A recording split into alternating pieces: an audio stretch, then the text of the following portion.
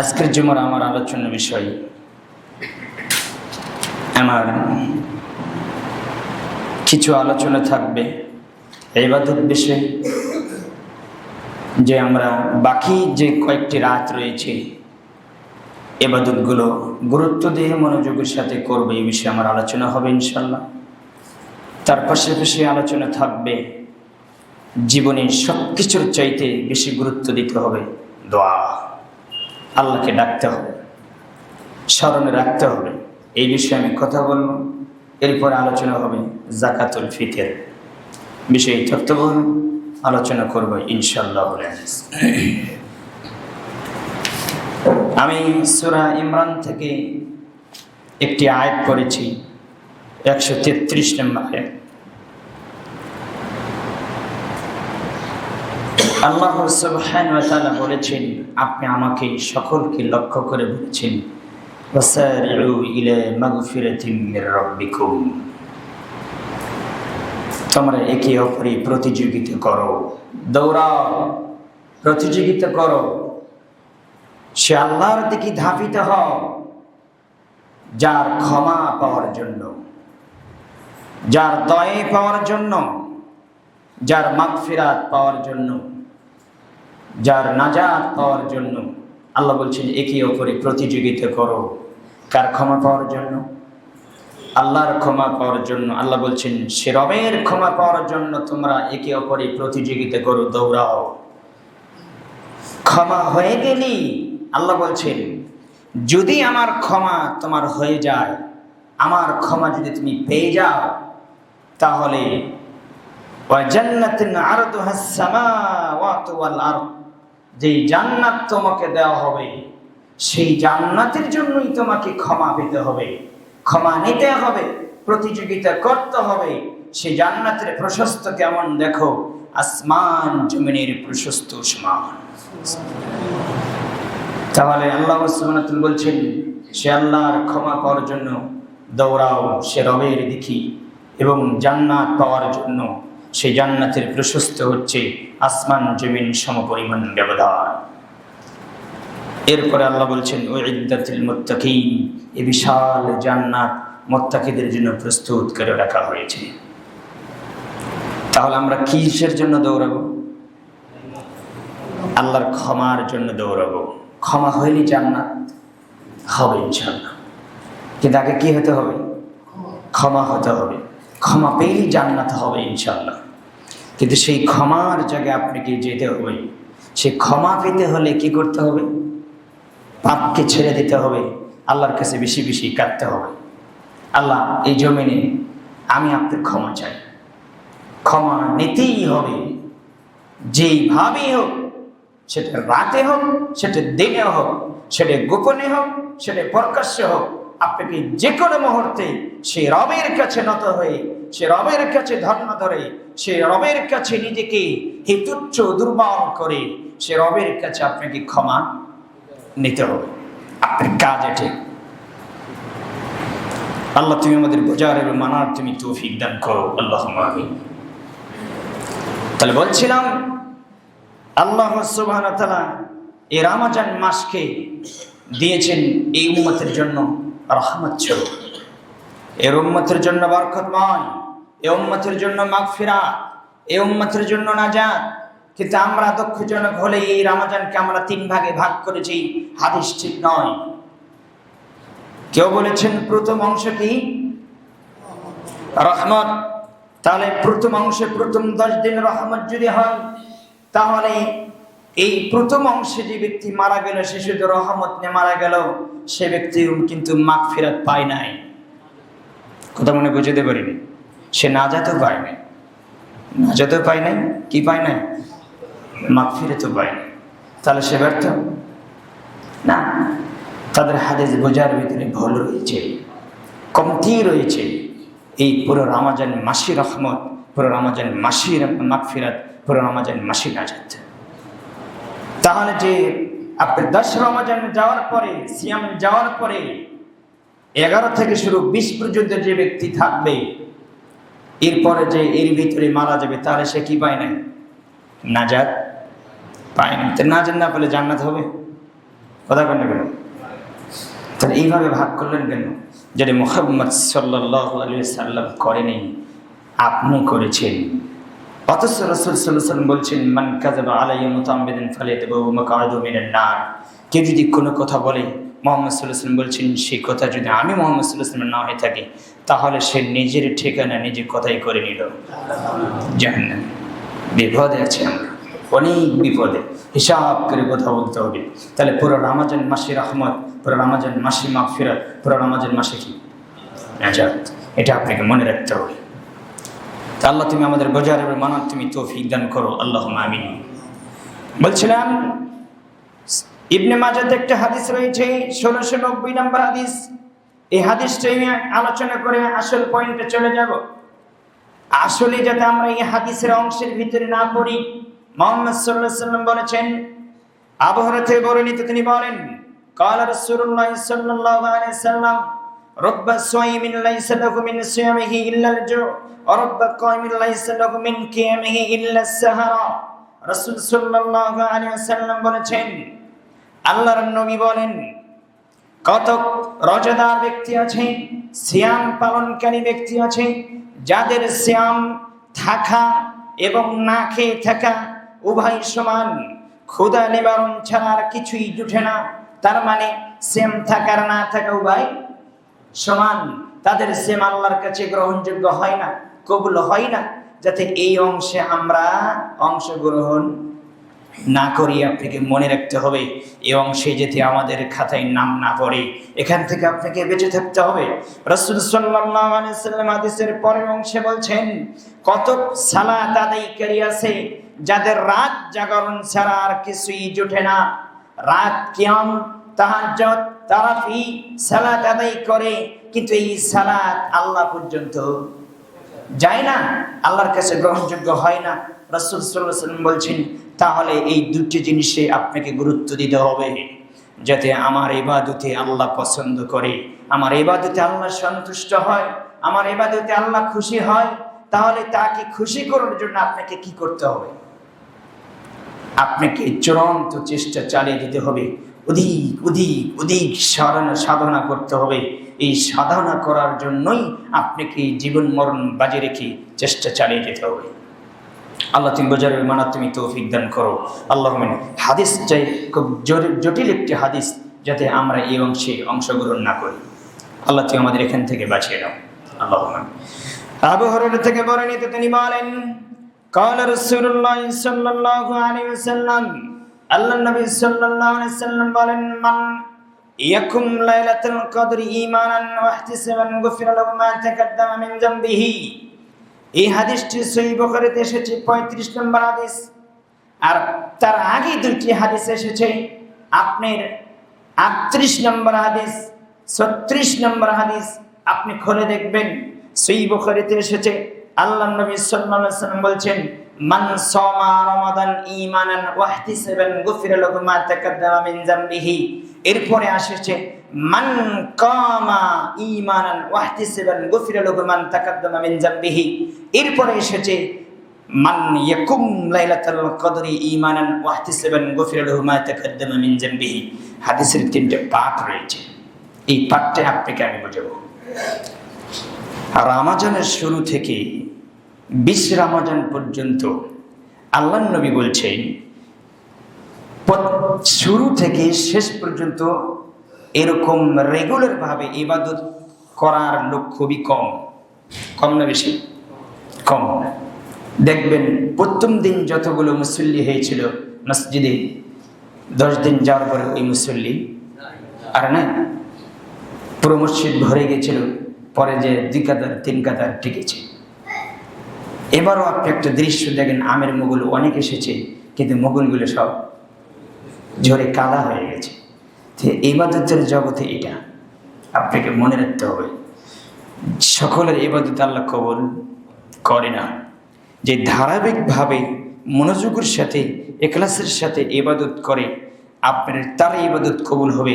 আর আল্লাহ যাকে জান্নাতে দেবে, যার কল্যাণ চাই, তাকে আল্লাহ ইবাদতে রেগুলার ধারাবাহিকভাবে ধরে রাখে। আয়াত কোথায় পাবেন?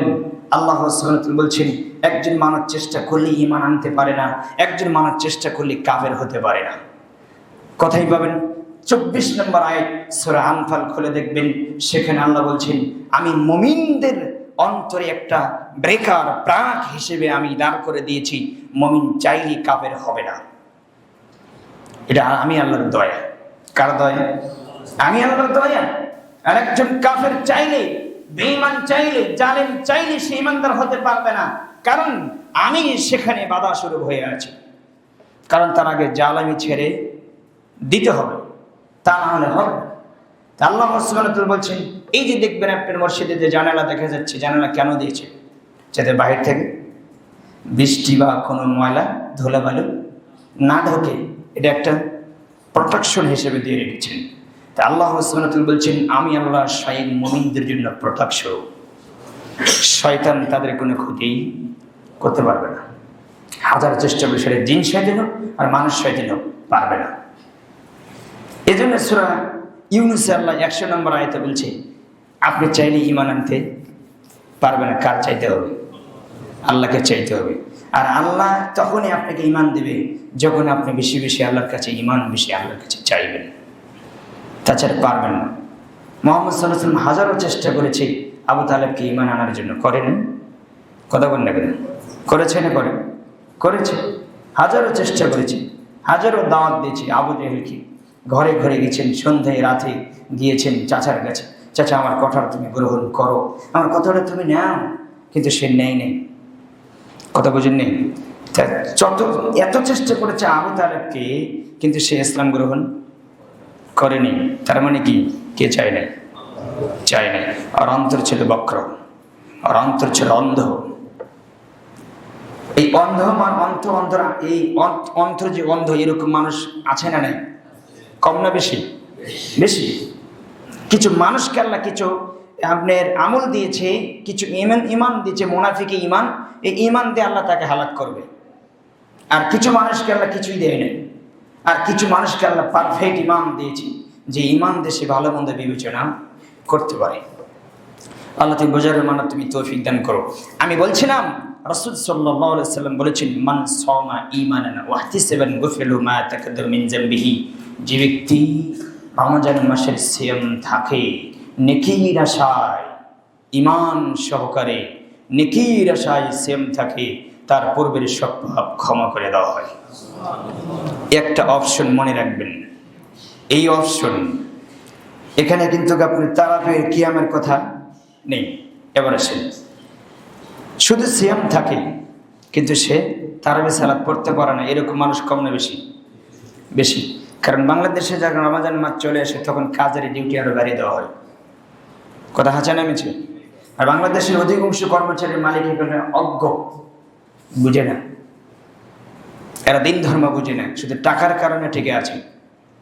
অথচ যদি বুঝতো তাহলে সে বুঝতো যে আমার শ্রমিকদের, আমাদের ওয়ার্কারদেরকে, আমার আন্ডারে যাতে কাজ করে, আমি রমজান মাসের জন্য আমি 2 ঘন্টা নিব কাজ, আর বাকি সময়গুলো আমি তাদের ইবাদত করার সুযোগ দিব, ওই অংশে, ওই ইবাদতের অংশে আমার গ্রহণ করব, ওই নেকি আমি পাবো। কিন্তু দিয়েছে? কেন দেয় না?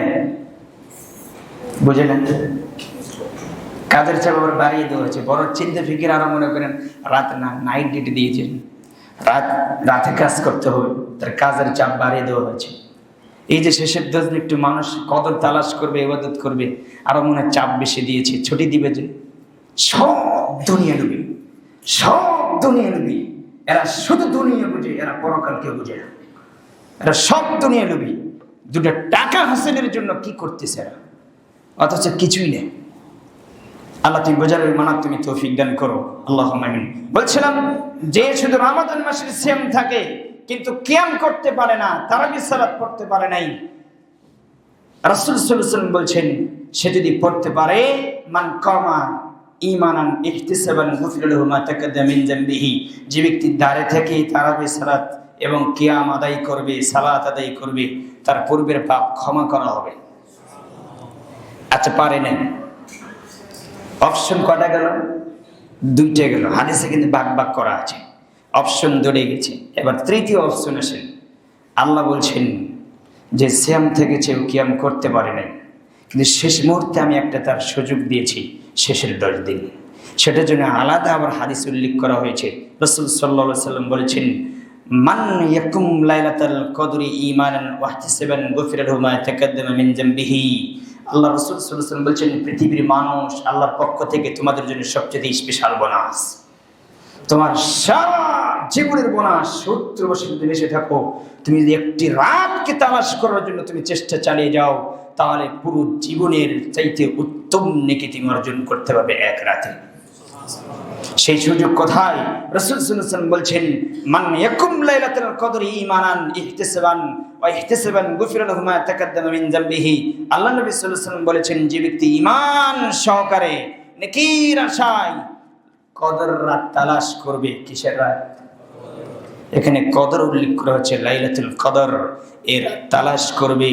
রাসূল সাল্লাল্লাহু আলাইহি ওয়াসাল্লাম বলছেন, তার পূর্বের অতীতের সমস্ত পাপ ক্ষমা করা হবে। শেষ মুহূর্তে একটা সুযোগ আপনার, বাকি আপনি 20 পর্যন্ত তো আপনি কিছু করতে পারেননি, শেষের 10 দিন একটু কাজে লাগান। তা আমার এখানে আমার ফাঁকি, শুধু বেয়াজের রাতগুলো জাগবে। এত চালাকের চালাক, এত দুর্বল, শুধু বেয়াজের রাতগুলো জাগবে, জোরাতগুলো জাগবে না। বুঝে না, বোঝার চেষ্টা করেন। আল্লাহ নবী সাল্লাল্লাহু আলাইহি ওয়াসাল্লাম 10 রাতই জাগলেন, আর আমরা ভারত, পাকিস্তানে, বাংলাদেশের মানুষ শুধু ধরে নিয়েছি 27 রাত। অবাক, কি যে বুঝলো! আমরা এত হাদিস বললাম, এত কিছু বুঝলাম না, আর আপনারা কেমনে কি বুঝলেন আমার বুঝে আসে। 27 রাত হলে মসজিদে কানাকানি মসজিদ, মানে একেবারে এত মুসল্লি দিয়ে ভরা। সেটা তো আবার দেখবেন খাওয়ার ধুমধাম আরো বেড়ে গেছে। সেখানে আবার বক্তব্য, ওয়াজ মাহফিল আছে না নাই? কই ইবাদত পাবেন আপনি? রাসূল সাল্লাল্লাহু আলাইহি সাল্লাম বলেছেন, তোমরা এই লাইলাতুল কদরকে তালাশ করো। এই রাতে যদি তুমি পাও, এই কদর রাত যদি তুমি পেয়ে যাও, তাহলে 1000 মাসের চাইতে উত্তম। এক রাত ইবাদত করলে যদি 1000 রাতের চাইতে উত্তম হয়, 1000 মাসের রাতের চাইতে উত্তম হয়, তাহলে ওই রাতে যদি আপনি 1 টাকা দান করেন, তাহলে কত নেকি হবে? ক্যালকুলেটরে হিসাব করেছেন কোনোদিন? আমি একটা অনুমান করে আমি হিসাব করে আপনাকে আমি বলছি, কমও হতে পারে, বেশি হতে পারে, একটা অনুমান করে আমি বলছি। 1 টাকা যদি আপনি ওই রাতে দান করেন, যে রাতে কদর যাচ্ছে, তাহলে 1 টাকা দান 3 কোটি টাকার দানের নেকি হবে। এর কম হবে না, বেশি হবে ইনশাল্লাহ। তাহলে আপনি সেখানে অংশগ্রহণ করেন। আল্লাহ তুমি বোঝার এবার মানব, তুমি তৌফিক দান করো, আল্লাহুম্মা আমিন। শুধু ওই দানের ক্ষেত্রে না, সব আমল, সব ইবাদতের দাম বেশি, আছে না নাই? ওই রাতে যা করবেন সবকিছু কি দামি ইবাদত, সবকিছু চাইতে দামি ইবাদত। জীবনে যত ইবাদত করেছেন ওই রাতের মতো ইবাদত হবে না। এই জন্য মা আয়েশা বলছেন যে, আয়েশা রাদিয়াল্লাহু আনহা বলছেন যে, কালাত কানা নবী সাল্লাল্লাহু আলাইহি ওয়াসাল্লাম ইদা দাখালা আশ-শাহর। আরেক বিবরণ এসেছে ইদা দাখালাল আশর। রাসূল সাল্লাল্লাহু আলাইহি ওয়াসাল্লাম বলছেন, ইদা দাখালাল আশর শাদ্দা মিজারাহু ওয়া আহইয়া লাইলাহু ওয়া আইকাযা আহলাহু। হাদিস সহিহ বুখারীতে পাবেন, 2024 নম্বর হাদিস সেখানে উল্লেখ করা হয়েছে। রাসূল সাল্লাল্লাহু আলাইহি ওয়াসাল্লাম বলছেন, মা আয়েশা বিবরণ দেন, যখন রমজান মাসের শেষ দশক আসতো, যখন রমজান মাসের শেষ দশক আসতো, যখন শেষ 10 দিন আসতো, শেষ 10 রাত আসতো, তখন নবী মুহাম্মদ সাল্লাল্লাহু আলাইহি সাল্লাম তার লঙ্গি কষে নিতেন, কাপড় গুটিয়ে নিতেন। কি করতেন? কাপড় কি করতেন? শাদ্দা মিজারহু, গুটিয়ে নিতেন, মজবুত আকারে ধারণ করতেন, মানে সবকিছু গুছিয়ে নিতেন। কোন রাত আসলে বলেন তো? শেষ দশক যখন আসতো, শেষ 10 দিন যখন আসতো, তিনি তো ইতিকাফ বসতেন প্রতি বছরে, তিনি ইতিকাফ ছাড়তেন না। একজন রাষ্ট্রের নায়ক মুহাম্মদ সাল্লাল্লাহু আলাইহি সাল্লাম, তাকে ইতিকাফে বসতে হবে? যার কোনো পাপ নেই, যার কোনো কি নাই, পাপ নেই, আগের পাপ পরের পাপ, সব পাপ তার কি করে দেওয়া হয়েছে? ক্ষমা করে দেওয়া হয়েছে। এরপরে তিনি কি করতেন? ইতিকাফ করতেন। আর আপনি এত ব্যস্ততা মানুষ, আর আপনি এই 11টি মাস পরে রমজান মাস আসতেছে, আপনি এই 10টা দিন একটু আল্লাহকে ডাকবেন, এই ডাকার সুযোগ আপনার হয় না। যখন রমজান মাস শেষ দশকে তখন আপনি ব্যস্ততা আরো বাড়ে। তাহলে আপনাকে মনে রাখতে হবে, ইবাদত করার সবাই সুযোগ পায় না, আল্লাহকে সবাই ডাকতে পারে না, আল্লাহকে সবাই ডাকতে পারে না। আর আল্লাহকে যারা বেশি ডেকেছে, যারা আল্লাহর রাস্তায় বেশি সময় দিয়েছে, আল্লাহকে যারা বেশি স্মরণ করেছে, এই জমিনেই তারা পারফেক্ট মানুষ হয়ে বিদায় নিয়েছে। তো বলছিলাম যে শেষ দশক যখন আসতো তখন তিনি লঙ্গি গুটিয়ে নিতেন আর বেশি বেশি ইবাদতের প্রস্তুতি নিতেন। ওয়া আহইয়া লাইলাহু, তিনি রাত জাগরণ করতেন, রাত জাগরণ করতেন।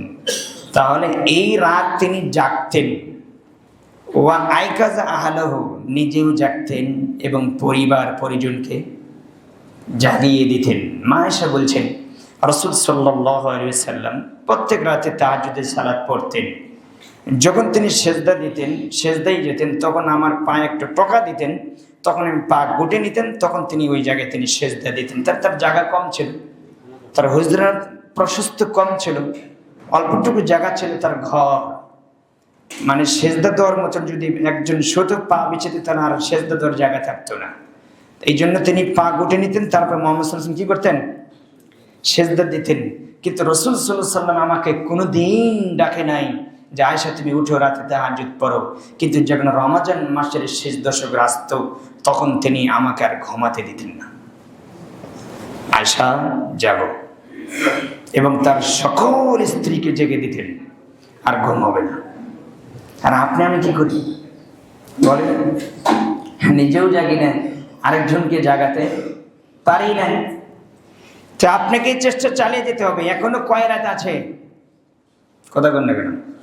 7টি, 3টি গেছে, আজকে 23, রমজান চলে যায়, 24 রাত আসতেছে। তাহলে এই কয়দিন আপনি জাগেন। আপনার টার্গেটের রাত তো এখনো আছে, 27 রাত এখনো আছে, আছে। আপনি টার্গেট নেন, এখনো আপনার 25 আছে, 27 আছে, 29 আছে, 3 রাত বেজুর আছে। আপনি টার্গেট নেন। আল্লাহ তুমি বোঝার মানা তুমি তৌফিক দান করো। তাহলে আপনি নিজে জাগেন। রাসূল সাল্লাল্লাহু আলাইহি ওয়াসাল্লাম নিজে জাগতেন, পরিবার পরিজনকে জাগাতেন, এবং তিনি অক্লান্ত পরিশ্রম করতেন। এত পরিশ্রম করতেন, এত পরিশ্রম করতেন শেষ 10 দিন। রাসূল সাল্লাল্লাহু আলাইহি ওয়াসাল্লাম বলছেন পুরো 11টি মাস আমি কোনোদিন সারা রাত জাগি নাই, সারা রাত আমি জাগি নাই। রাতের কিছু অংশ ঘুমাচ্ছি, কিছু অংশ আমি জেগেছি, কিন্তু সারা রাত জেগে নেই কোনোদিন। কিন্তু রমজান মাসের শেষ দশক যখন আসতো আমি মুহাম্মদ সাল্লাল্লাহু আলাইহি ওয়াসাল্লাম 10টি রাত কোনোদিন ঘুমাই নাই। 10টি রাত 1 সেকেন্ডের জন্য আমি 2 চোখ বন্ধ করি নাই। তাহলে তার কি আশা ছিল?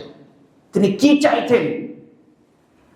অথচ মুহাম্মদ সাল্লাল্লাহু আলাইহি ওয়াসাল্লাম রেগুলার প্রত্যেক রাতে কি করতেন? তাহাজ্জুদ পড়তেন, কিন্তু সারা রাত পড়েননি। রাতের কিছু অংশ ঘুমাইছেন, কিছু অংশ তিনি সালাত পড়েছেন। কিন্তু রমজান মাসের শেষ দশক যখন আসতেন তিনি সারা রাতে কি করতেন? জাগতেন।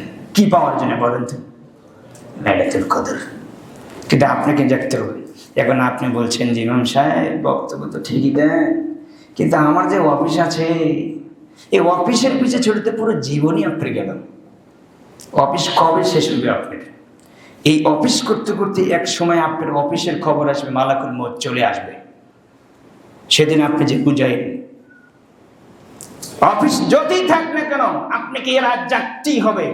সময়কে নির্ধারণ করে নিতে হবে, একটি সময় আমি ঘুমাবো, আর সন্ধ্যা থেকে শুরু করে শুভেচ্ছাদের আগ পর্যন্ত আমি জাগবো।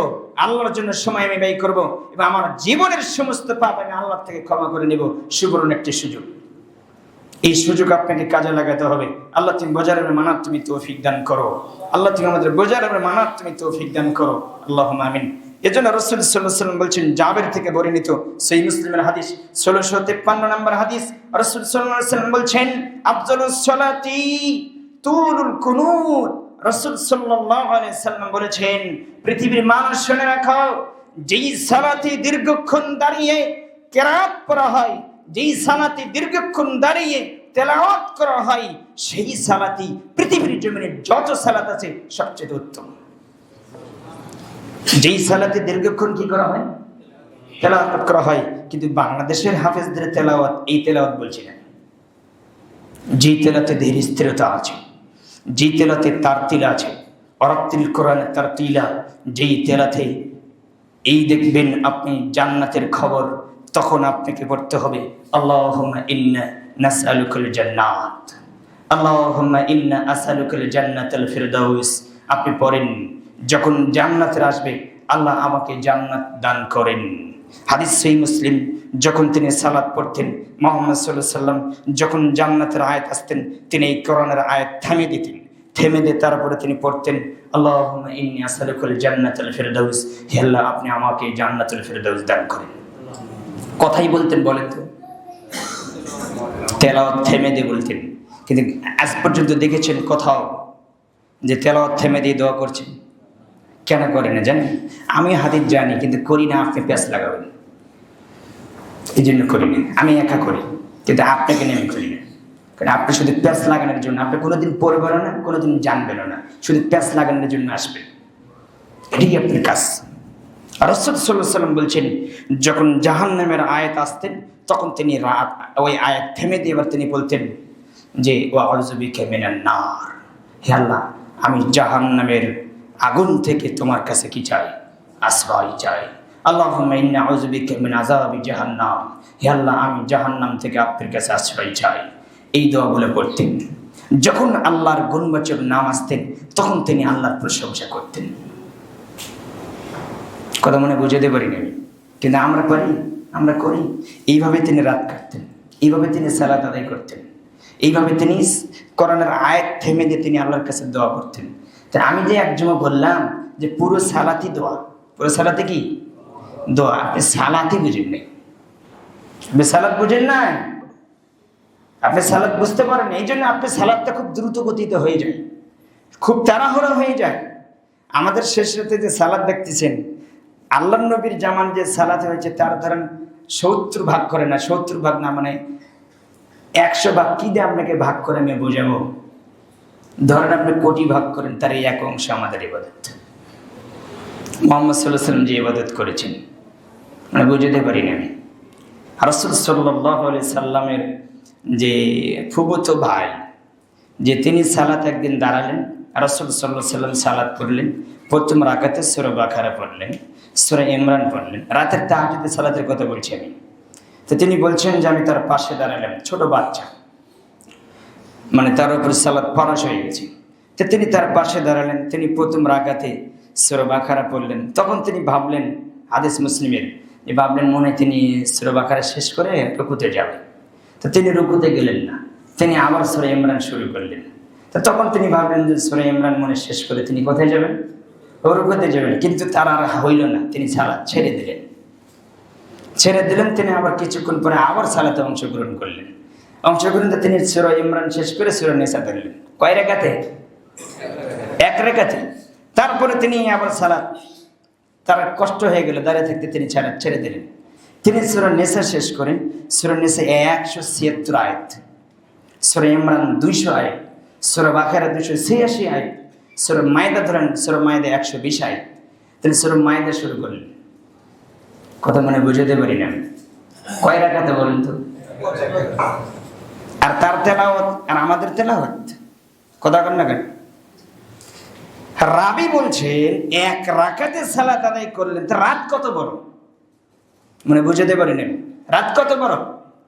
রাসূল সাল্লাল্লাহু আলাইহি ওয়াসাল্লামের এই হাদিস প্রমাণিত হয় যে আল্লাহ সুবহানাহু ওয়া তাআলা এই হাদিসে উল্লেখ করলেন, আল্লাহ বললেন, মুহাম্মদ সাল্লাল্লাহু আলাইহি ওয়াসাল্লাম বিবরণ দিলেন, আমি যখন তেলাওয়াত শুরু করলাম ওই রাতে, আমি তৃপ্তি সহকারে তেলাওয়াত করলাম।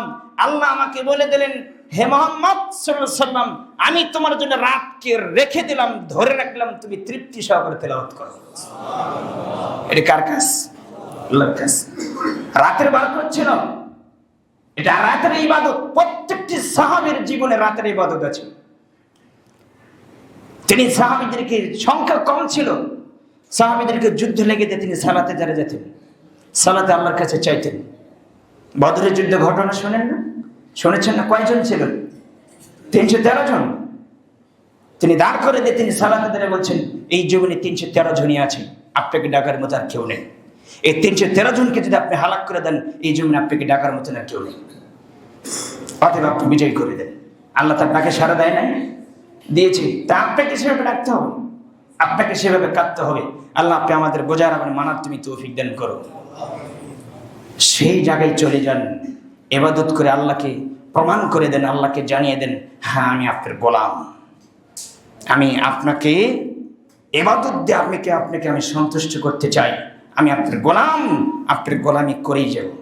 এটা আপনি প্রমাণ করে যান। এই জমিনে গোলাম হয়ে আপনাকে মরতে হবে। গোলামের বাহিরে যদি চলে যান তাহলে কি হবে না? জান্নাত হবে না। আল্লাহ তুমি বোঝার মানা তুমি তৌফিক দান করো, আল্লাহুম্মা আমিন। এখানে আমি একটা হাদিস আরেকটা বলবো, সেটা হচ্ছে যে ইবনে মাসউদের হাদিস, যে সহিহ মুসলিমে পাবেন 2666 নম্বর হাদিস। ইবনে মাসউদ যে হাদিস বর্ণনা করেছেন রমজান মাসের এই কদর বিষয়ে তিনি বর্ণনা করেছেন। ইবনে মাসউদ বলছেন যে যেই ব্যক্তি গোটা বছর মানে সারা বছর রাত জাগরণ করে, সেই কদর রাত সন্ধান পাবে। কিভাবে বলেন তো? আবার ভালো করে বুঝেন। ইবনে মাসউদ কি বললেন? ইবনে মাসউদ বললেন যে মান ইয়াকুমি হাওলা ইউসিব লাইলাতুল কদরি, যেই ব্যক্তি গোটা বছর সারা বছর রাতে তাহাজ্জুদ পড়ে, রাতে ইবাদত করে, রাসূল সাল্লাল্লাহু আলাইহি ওয়াসাল্লামের হাদিসের তিনি বিবরণ দিলেন। ইবনে মাসউদ বললেন যে ব্যক্তি সারা বছর তাহাজ্জুদ পড়ে, সেই ব্যক্তি রমজান মাসে কি পাবে? অথচ ইবনে মাসউদের একটা হাদিস নেই। এই হানাফি ভাইয়েরা রফল দিন করে না। কয়টা হাদিস? একটা হাদিস। রফল দিন বিষয়ে না করার বিষয়ে একটা হাদিস আছে, ইবনে মাসউদের হাদিস। অথচ হাদিস কেটে নিয়ে এসে ওখানে যুক্ত করা হয়েছে। প্রকৃত ইবনে মাসউদের হাদিস আসল কথা নয়, ওটা কেটে নিয়ে এসে যুক্ত করা হয়েছে। যেখানে না শব্দ এসেছে ওইটুকু কেটে নিয়ে এসে যোগ করেছে যে হ্যাঁ হাদিসে না করারটাও আছে। ওটা আমি সময় সাপেক্ষে বুঝাবো। কিন্তু রফলুদ্দিন সম্পর্কে আপনি আশারে মুবাশশারা সাহাবী ধরে 50 জন সাহাবী থেকে বর্ণিত হাদিস 400 হাদিস আছে, অথচ আমরা করি না। আচ্ছা, সুন্নাত বিষয়ে আমি বাড়াবাড়ি করছি না, আপনার ব্যক্তিগত বিষয়। তবে আপনাকে আমি যে বলতে চাচ্ছি যে আমরা যারা হানাফি ভাই যারা দাবি করি যে ইবনে মাসউদের হাদিস মানি, কিন্তু ইবনে মাসউদ এখানে কি বললেন? ইবনে মাসউদ বললেন যে যারা সারা বছর তাহাজ্জুদের সালাত পড়ে তারাই কদর রাত পাবে। তার মানে কি? শেষের 10 দিন প্রত্যেক রাতে কথা কয়, প্রত্যেক রাতেই জাগতে হবে। প্রত্যেক রাতেই যে সারা বছর তাহাজ্জুদ পড়ে সে কি রমজানের শেষ 10 দিন বাদ দেবে? সে বাদ দেবে। তার যুক্তি হলো এটা। তিনি বলছেন যে সারা বছর তাহাজ্জুদ পড়ে সেই কদর পাবে, সেই কদর অনুসন্ধান পাবে। যখন এই কথা বললেন তখন ওবাই ইবনে কাব বললেন যে ইবনে মাসউদের জন্য দোয়া করলেন। ফাকানা রাহিমাহুল্লাহ, তখন তিনি ইবনে মাসউদের জন্য দোয়া করলেন যে হে ইবনে মাসউদ, আল্লাহ তাকে মানে আপনার উপর রহমত নাজিল করুন, রহম করুন। আপনি যে এমন একটি কথা বলেছেন, এর দ্বারা তিনি এই কথা বুঝিয়েছেন, ইবনে মাসউদ বুঝিয়েছেন যে লোকেরা যেন কেবল একটি রাতের উপর ভরসা না করে বসে থাকে, সেটা হচ্ছে সাদা সালাত। লোকেরা যেন একটি রাতের উপর ভরসা করে বসে না থাকে। এই জন্য ইবনে মাসউদ বলেছেন যে এই হাদিস প্রমাণ করে যে প্রত্যেক রাতেই জাগতে হবে। কোন রাতে কদর গিয়েছে মুহাম্মদ সাল্লাল্লাহু আলাইহি ওয়াসাল্লাম সেই রাতকে ভুলে গিয়েছে, তাকে বলে দেওয়া হয়েছে। আল্লাহ তুমি আমাদের বোঝার মানার তুমি তৌফিক দান করো। এই সংক্ষিপ্ত আমি দোয়া করলাম, আলোচনা করলাম যে আপনার লাইলাতুল কদর রাত জাগা বিষয়ে। জাগেন, আরও 7টি রাত আছে। আপনি যতটুকু আপনার সামর্থ্য কুলাই, শরীরের গতি কুলাই, ততটুকু আপনি ইবাদত চালিয়ে যান। আল্লাহকে জানিয়ে দেন, আল্লাহকে বুঝান যে আল্লাহ আমি আপনার ইবাদত করছি, আপনি শুধু আমাকে মাফ করে দেন। আল্লাহ তুমি বড় দয়াশীল, তুমি বড় ক্ষমাশীল, আমাদেরকে আপনি বোঝার আপনি তৌফিক দান করেন। আমিন।